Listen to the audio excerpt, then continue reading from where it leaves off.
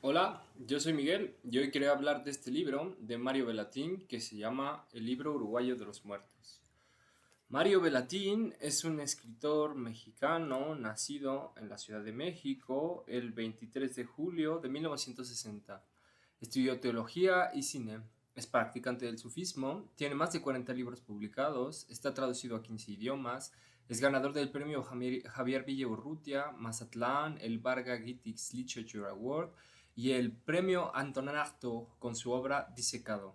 Actualmente es curador, bueno, este es de hace 10 años, de 2000 o más de 10 años, de 2002 es este libro, pero aquí dice que en ese entonces era curador honorario de Documenta 12. Entre sus proyectos más importantes, aparte de la escritura, está la Escuela Dinámica de Escritores, que ya no existe, y los 100.000 libros de Mario Bellatín. Yo he leído tres de sus libros, el que aquí en México al menos es canónico, que es Salón de Belleza. También leí Damas Chinas. Bueno, digamos que conozco al Mario Bellatín de los 90, porque también leí otro que es de esa misma época, que es Poeta Ciego. Pero un amigo que es poeta, de cuyo nombre no quiero acordarme, me dijo que Flores también estaba bastante bien y sé que por las entrevistas que he visto de Mario, que ese es un montaje, digamos, porque pues él fue a Nueva York con una beca y como no quería ponerse a escribir, sino conocer la ciudad de Nueva York, pues entonces montó escritos que ya tenía y le puso ese nombre al montaje, es decir, Flores. Y otro amigo que es cineasta y de cuyo nombre tampoco quiero acordarme, me dijo que El Gran Vidrio, que es de los 2000, o sea, de 2007 creo, tiene un relato que es muy bonito, que se llama am, Mi piel luminosa y que de hecho inspiró, o bueno, al menos es el mismo título que el de una película de alguien que es bastante cercano a Mario Bellatín, es a saber, am, Nicolás Pereda, el cineasta mexicano. Y bueno, aquí en algún momento también habla de El Gran Vidrio y nos hace una suerte de resumen, o bueno, al menos hace referencia a esa práctica de unos habitantes de los edificios viejos en México para recolectar dinero y que no los desalojen. Y a esa fiesta le llaman el Gran Vidrio. Evidentemente también es una referencia al Grand Bear, ¿no? De Marcel Duchamp, que es su obra maestra inacabada. Y bueno, aquí además de eso nos cuentan, bueno, me gustaría leer el subtítulo del libro porque es un buen resumen de lo que hay aquí. Dice, pequeña muestra del vicio en el que caigo todos los días. Y al final del libro igual nos dice que el libro en principio se iba a llamar Un vicio, lo cual me recordó al libro 10 de Juan Emar, porque el 10 es la suma de cuatro animales, tres mujeres, dos sitios, un vicio. Y bueno, hay pasajes en los que pues nos cuenta, digamos, su cotidianidad, pero pues jugando con básicamente qué es lo real, qué es lo falso, o más que falso, lo ficcional, y cómo puede crearse verosimilitud con prácticamente lo que sea, ¿no? Porque, bueno, am, en más de una ocasión hay pasajes que pues cuentan una escena, como por ejemplo la de su hijo yendo a una de esas sesiones de sufismo, en la que cuenta un sueño en el que pues ve a unos toreros que son dueños de una casa y bueno, o sea, empieza a contar como una historia dentro de esa historia primera de su hijo yendo a una sesión de sufismo y después am, los personajes de esa otra historia van a aparecer como pues de una forma distinta. Lo mismo pasa con otro escritor que digamos es como el homólogo de Mario Bellatín que se llama Manuel Tais, no Manuel, Iván Tais, perdón, y él le adjudica su historia personal, solo que en lugar de haber nacido sin brazo, este Iván Tais pierde una pierna y además tiene como esa misma relación para con la escritura que aquí está describiendo y que, digamos, am, tendríamos el reflejo de adjudicarle, eh, pues, de forma verosímil, o bueno, como sin cuestionarnos demasiado, porque, pues, como se trata de su libro, pues lo más fácil es como, um, pues decir que lo que está escribiendo es su propiedad intelectual, ¿no? Y por ende que pues estaría como de acuerdo con eso que está tratando de decir. Y pues no, en realidad él lo que está haciendo precisamente es jugar con eso que a primera vista parece sencillo y que es pues adjudicarle la obra al autor, como si el autor estuviera 100% de acuerdo con lo que pues dice en dicha obra. Y bueno, o sea, quería leer algunos pasajes de pues esas obsesiones que nos comparte. Igual, bueno, hay pues partes de como lo que hacen de él un personaje interesante, ¿no? Porque pues bueno, si cualquiera se pusiera a escribir así de lo que le pasa en su vida cotidiana, pues a quién demonios le importaría, ¿no? Pero como se trata de Mario Bellatin, amigo de artistas y escritores, pues igual y sí nos interesa, ¿no? Pero en fin, aquí nos dice, todo está escrito como para un falso remitente, que nunca sabemos quién es en realidad. Y bueno, o sea, eso es como un pretexto al principio para como poner en marcha la escritura y ya después, digamos que la misma escritura lleva su propio cauce y nos envuelve en historias que a veces parecen como demasiado falsas para ser verdad o demasiado verdaderas para ser falsas. Y creo que ahí está cifrado como el misterio de este libro, porque bueno, nos habla de igual la Ciudad de México y cómo pues hay hay cosas que parecen que podrían ser, digamos, pero pues él les da un toque ficcional que pues pone todo en duda, ¿no? Y es justamente difícil decidir en qué momento o hasta qué punto o qué es real y qué no. Y creo que pues ese es el punto, o sea, como renunciar a esas categorías tan tajantes. Pero bueno, aquí dice, te cuento que el libro que estoy escribiendo actualmente muestra una construcción delicada. Ahora, como te informé, realizo varias cosas a la vez para lograr tener tiempo libre por delante. Sin embargo, los asuntos no terminan de arreglarse del todo. Para este año debo tener listos varios libros, incluido este de la mendicidad, y después podré programar algunos viajes más tranquilos. Más adelante nos habla de sus sueños y bueno, al final también retoma esa idea y dice que bueno, en la escritura precedería al sueño. O sea, como que para él, o bueno, para la voz o la idea que nos pone aquí, al menos sin atribuírsela a nadie, um, estaría afirmando que los murmullos que escuchamos antes de quedarnos dormidos se parecerían a, pues, la escritura en la medida en que, pues, son voces que escuchamos sin saber muy bien por qué. Y pues también, bueno, yo siempre me he preguntado igual de dónde surgen como las imágenes del sueño. Y pues también como, no sé, tiene pues, esa carga inconsciente la escritura. Y bueno, aquí dice, de todos los sueños que podemos experimentar, pienso, quizá los más puros, los capaces de trascender cualquier acontecimiento que los haga caer en una lógica de causa-efecto, sean los sueños místicos. La grandeza de esta clase de experiencia generalmente no está presente ni en sus contenidos, ni en lo que pueden representar, sino en la capacidad que podemos tener de reconocer casi de inmediato su esencia sobrenatural. Místico o psicológico suelen clasificarse los sueños en las reuniones llevadas a cabo por los hombres espirituales de todos los tiempos. Um, Después nos cuenta de otro de los libros que tiene que escribir en el momento en el que está escribiendo esto, supuestamente, y que versaría sobre Frida Kahlo, se llamaría así, Tratado sobre Frida Kahlo, y ahí el giro es bastante creativo, me parece. Dice, no me pareció creíble la información que recibí sobre la supuesta existencia actual de Frida Kahlo, atendiendo a un puesto de comida. Sin embargo, me atrajo la idea de que alguien pudiera seguir vivo a pesar de su muerte. De cierta manera, una posibilidad semejante tiene que ver con determinado pensamiento místico, el cual afirma que la realidad es inmanente y se viven en simultáneo todos los tiempos y todos los espacios. Me tentó entonces sobremanera la idea de hacer la biografía de una persona viva antes que de una muerta. Y después va a buscar a esa Frida Kahlo que supuestamente sigue viva en un pueblito.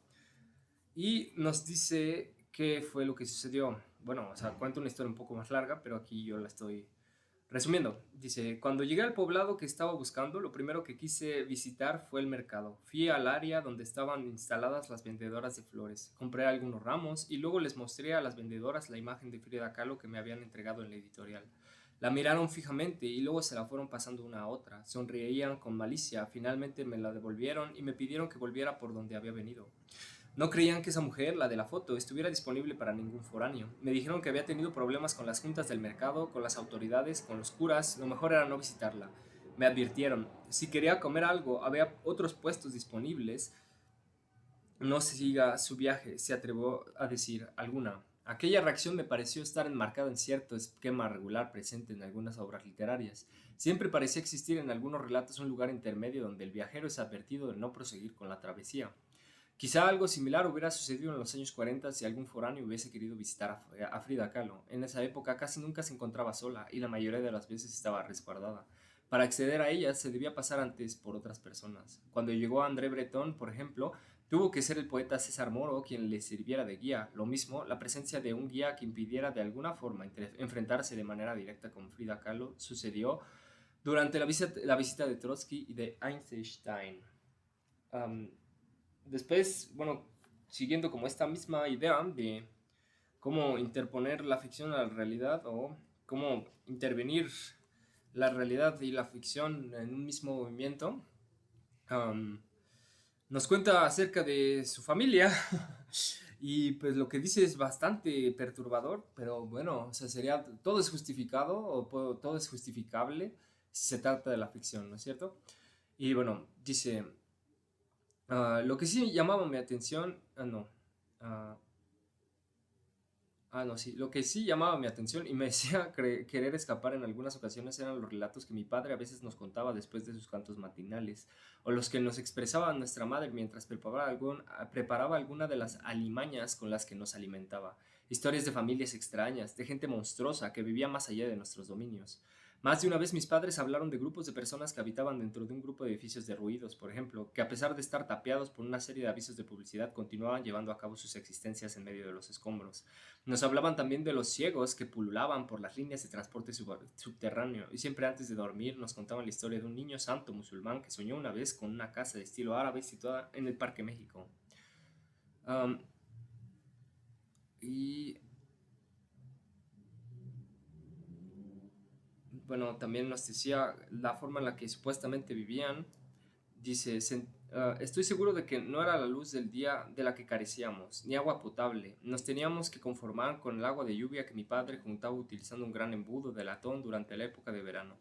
Es por eso, para que el agua juntada de esa forma nos durara el año entero, que nuestra dosis diaria era de medio vaso de líquido. Y bueno, también ya dijo que su mamá le cocinaba cucarachas y otros insectos.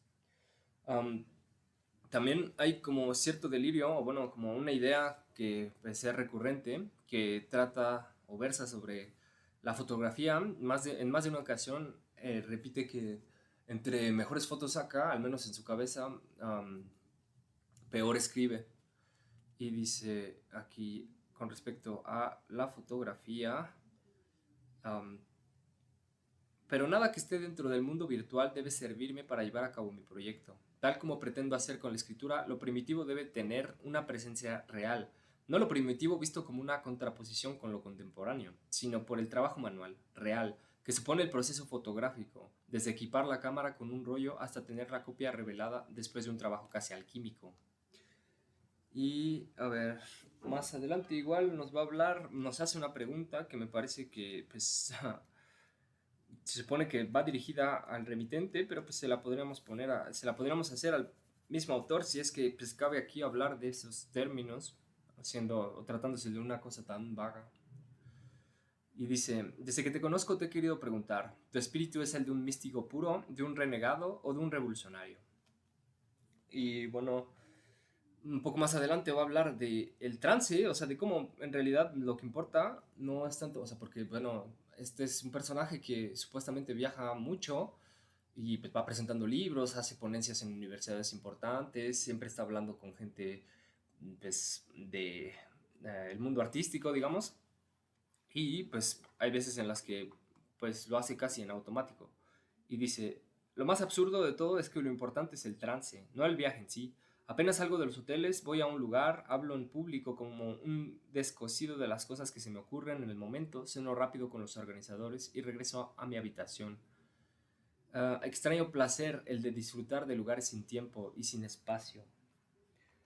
Después hay como un reclamo al lenguaje y su imposibilidad o su paradoja de pues cifrar algo que pues básicamente es inasible, ¿no? Como la experiencia misma.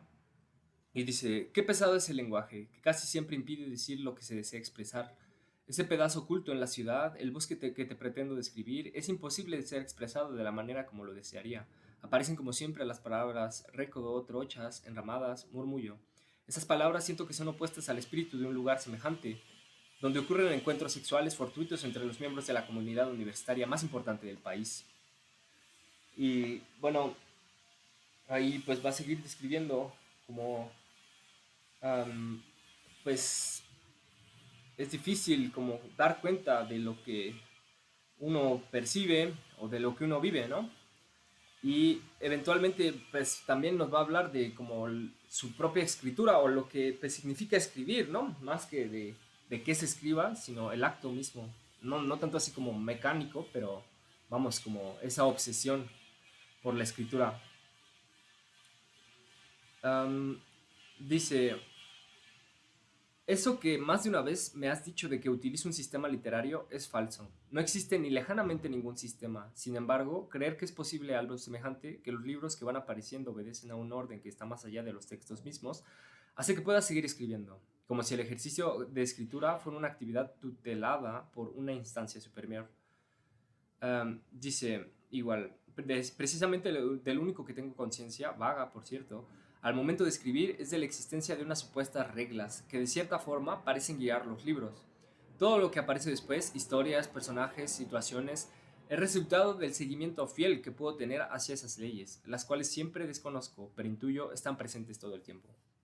Y por último, hay otra reflexión que me gustó bastante sobre qué es escribir y bueno, la forma en la que, pues, no, bueno, es como si Mario Bellatín hasta cierto punto o en cierta medida fuera un anti César Aira, porque bueno, o sea, es sabido eso de que César Aira no corrige, o al menos dice que no corrige, tengo un profesor que no está muy convencido de ello, pero dice que, bueno, Mario Bellatín sí que corrige. Y dice, La vuelta al mundo en bicicleta en 80 meses, Easy Rider o alguna película donde apareciera un ser extraterrestre y una bicicleta voladora. Sin embargo, nunca he querido en mis creaciones dar rienda suelta a mi imaginación. Siempre hay como una voz interior que me obliga a realizar lo contrario a lo que deseo crear en ese momento. Las ideas que tuve en un comienzo me parecieron geniales, pero me parecieron algo descabelladas. En la vuelta al mundo serían dos los ciclistas que partirían cumpliendo una apuesta de un club de Londres y volverían a él. Asunto curioso, se me ocurrió el final antes que la historia en sí. Un final que consistía en que al cotejar los horarios de la llegada con la partida había una diferencia de un mes. En un primer momento se pensó que los ciclistas habían llegado con retraso, pero al comparar los tiempos de los ciclistas con el de los que habían permanecido en el club, se descubría que se había cumplido perfectamente la apuesta. La película del niño, la bicicleta y el extraterrestre la descarté casi inmediato porque una locura de esa índole no llamaría la atención de nadie. Pensé entonces en algo más cercano, en una situación que partiera de lo cotidiano. Fue así como recordé que en la Ciudadela, un parque cercano a mi casa, suelen reunirse un grupo de hombres sin trabajo alrededor de un tipo que, de pie en una escalinata, va nombrando en voz alta una serie de trabajos disponibles. Electricista, pegador de carteles. El desocupado en cuestión recibía, una vez que levantaba la mano, la dirección donde debía presentarse. Las ganas de querer escribir son de la misma naturaleza que los murmullos que solemos sentir cuando estamos a punto de dormir, es lo que decía. De aquellos murmullos que acostumbran presentarse acompañados de imágenes, de representaciones del mundo, que solo es posible encontrar cuando nos encontramos dentro de los murmullos que nos acompañan cuando estamos a punto de dormir. No existe diferencia alguna entre lo que logramos escribir y los murmullos que preceden al sueño. Los mismos personajes, el mismo revivir de escenas, los universos que nos imaginamos son similares a los que aparecen tanto cuando queremos escribir que cuando estamos a punto de irnos a dormir. ¿Será que la escritura es un precedente del sueño? Lo que sí es seguro es que el sueño no es un precedente de la escritura. Ahí está el misterio. Y bueno, eso es todo lo que quería mostrar el día de hoy. La verdad es que me gustó bastante. Este libro se lee bastante fácil. No hay como am, no sé, ninguna, am, no hay presión, no sé, es algo como bien ameno, por eso también me gustó. Y pues bueno, lo recomiendo bastante. Así que si les gustó este video, igual pueden darle like, también pueden suscribirse a mi canal, también pueden dejarme comentarios, también pueden compartir mis videos. Igual estoy en Instagram. Nos vemos pronto.